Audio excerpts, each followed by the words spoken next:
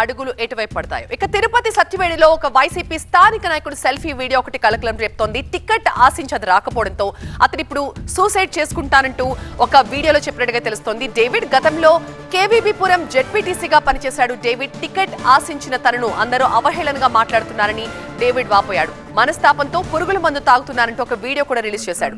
Video release చేసి mobile switch off చేశాడు David. కనిపించకుండా పోయిన డేవిడ్ కోసం పోలీసులు వెతుకుతున్నారు.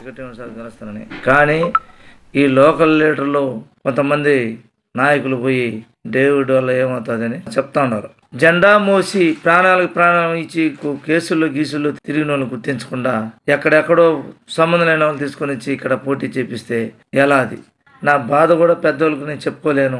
చెప్పినా ఆడ నాయకుల మాట ఆడ చల్లతా ఉందే కానీ ఒక నీతిగా ఉండేవాడు మాట చల్లడం లేదు. వీళ్ళు మాట్లాడే మాటలు రోజు రోజుకి గుచ్చినట్టుగా ఉంది ఒళ్ళు, ఆ విధంగా మాట్లాడుతున్నారు. కాబట్టి నేను చనిపోయినా కన్నా నియోజకవర్గం బాధలు ఖచ్చితంగా తెలియజేస్తారు.